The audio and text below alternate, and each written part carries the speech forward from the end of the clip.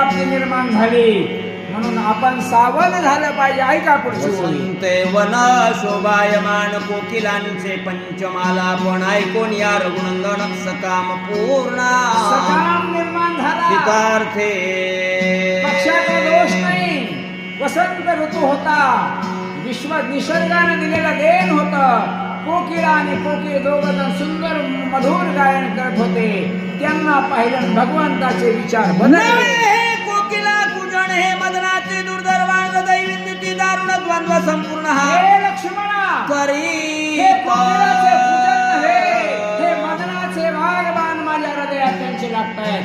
सांगता कोकिळा लक्ष्मणा करी गा निवारण कोकिळान सांडिती कुजन माझे नायक या वचन रघुनंदन कोपला.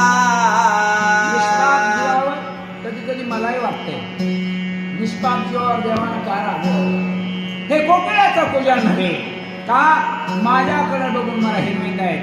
राग येतो लक्ष्मणा सांग त्याला नाही तर मी शाप देतो. याचे कुंतो वदते वद वचन यासी पडो दृढ मोण रागे शोभे रघुनंदन शाप दारुण.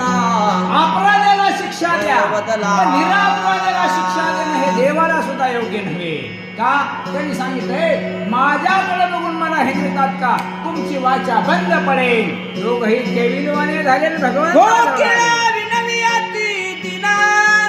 सभेची तुष्टला रघुनंदन वसंती तुझं मधुर वचन एरवी मौन सर्वदा. लेकुराचे हित गाणे माऊलीचे माय कशी असते हो? लगेच दोन चापटा मारते लगेच पाठीत हात टाकते. तशाने याप्रमाणे भगवान रागावले पण त्या कोकिळेचा भाव जाणला आणि मग श्राप दिला. इथं काय काय म्हणू लागले ऐका. तुझ मधुर लक्ष्मणा माझे सन्मुख दृष्टी मृगरम तो मृगी पाठी मज काम शोभणी आटी द्वंद्व दृष्टी हा माझा. द्वंद्व मानले त्याच्या अगोदर सांगितलं तुम्हाला वाचा फुटेल फक्त वर्षाच्या काठी एकदाच. श्राप दिला. त्याच्यानंतर पुढची ओळी सांगितली ऐका. हे दोघं कामामध्ये रमलेत ते कामात रमले नाहीत. बाबा तुला काय वेळ झालाय. देव जरी असला तरी तुला जगातलं तसं दिसालंय म्हणून हे दोघं रमलेत. लक्ष्मणा यांना आवर घाल. माझ्या मूर्खत्वाच्या गोष्टी सांगतो मृगीच्या कर्णपुटी सीता हरविली गोरटी मूर्ख सृष्टी श्रीराम. मनोने संशयावनी थोर नाही आणि पाप घोर विनाशाची वावर प्राणी अशी. शंकाले वाईट आहे हो.